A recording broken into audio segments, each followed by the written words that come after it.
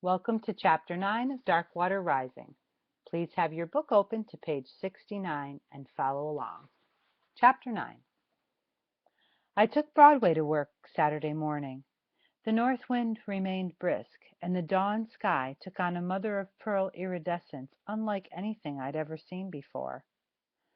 I stumbled more than a few times, foolishly staring at the sky instead of watching where I was going.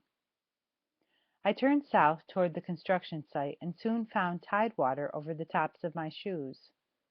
Startled, I searched the faces around me, but didn't see a flicker of concern.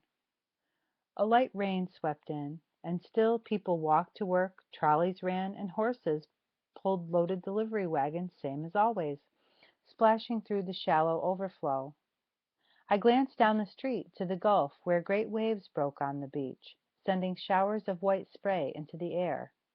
Storms and overflows might be a normal occurrence around here, but I wasn't sure I'd ever get used to it. It made me feel like the whole island was sinking into the sea.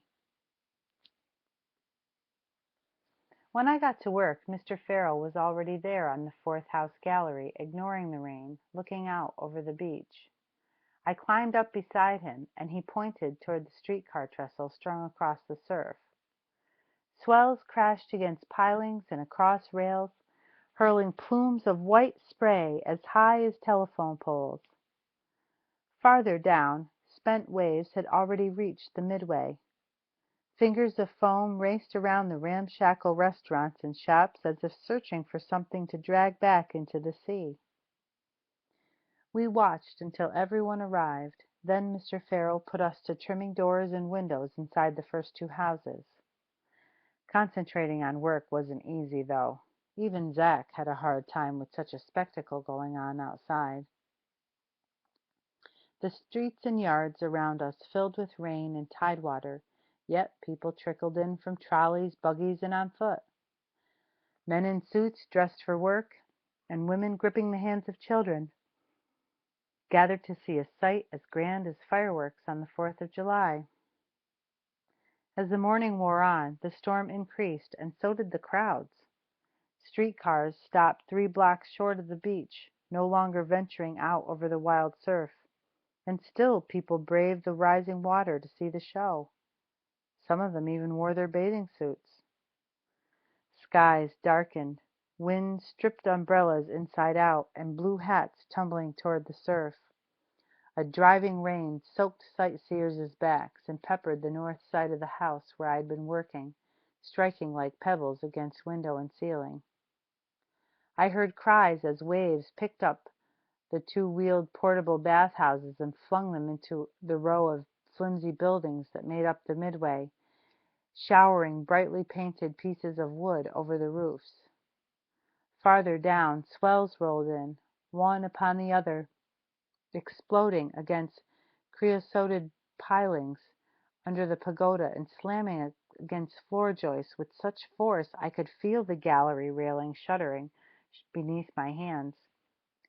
Mr. Farrell shouted from the house next to us, "Looks like it might get worse before it gets better.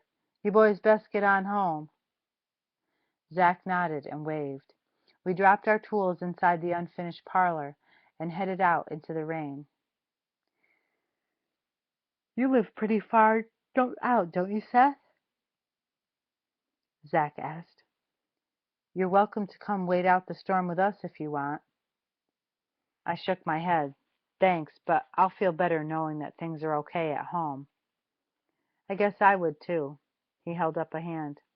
"Monday morning, then." I nodded. "I'll be there." "I'll be here." We all struck out in almost knee-deep water, headed toward higher ground. Zach with Frank and Charlie, and Henry with Mr. Farrell. Josiah and I trudged behind them, but stopped when we heard excited yells behind us. We turned in time to see the Midway buildings lift on the waves and crash into the ground like kindling. Josiah gave me a stunned look as debris washed toward the shocked crowds.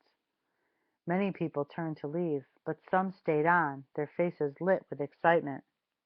"Let's go!" I yelled over the sound of the surf. Josiah nodded, and we bent our heads into the rain, wading toward the higher ground on Broadway, where I hoped that we'd have an easier time of getting home. Rising water and high curbs had turned the south streets into rushing brown rivers, but buggies and drays still moved along them as if overflows were a daily occurrence. Kids floated by on homemade rafts or paddled along in wash tubs, bumping into broken tree limbs and odd bits of bobbing lumber. They laughed while wet hair whipped around their faces. Everywhere I looked, I saw tiny green frogs, thousands of them, covering floating debris, sitting on fence posts and porches, and even riding astride a horse's back. We waded out of the water just one block shy of Broadway and made our way west toward 55th Street.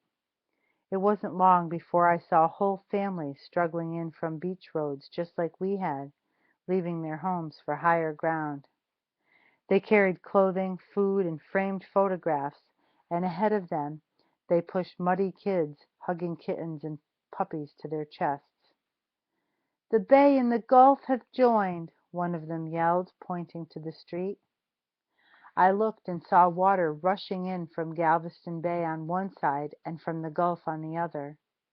The two seas met in the middle of Broadway, swirling over the wooden paving blocks, and I couldn't help but shudder at the sight. All of Galveston appeared to be under water. When we reached 24th Street, I looked south toward the Gulf, trying to keep an eye on the stalking sea. Wild waves, rose up like a great hand and wrenched loose the pagoda's long staircase, sending planks tumbling through the air. With horror, I watched the end of one twin building sway and dip into the surf. I yelled at Josiah, but my words disappeared on the wind. I grabbed his arm, pointed, and we stood together, shoulder to shoulder, mouths gaping, watching the impossible. Like a wounded Goliath, the great bathhouse shuddered, folded onto its long legs, and collapsed into the sea.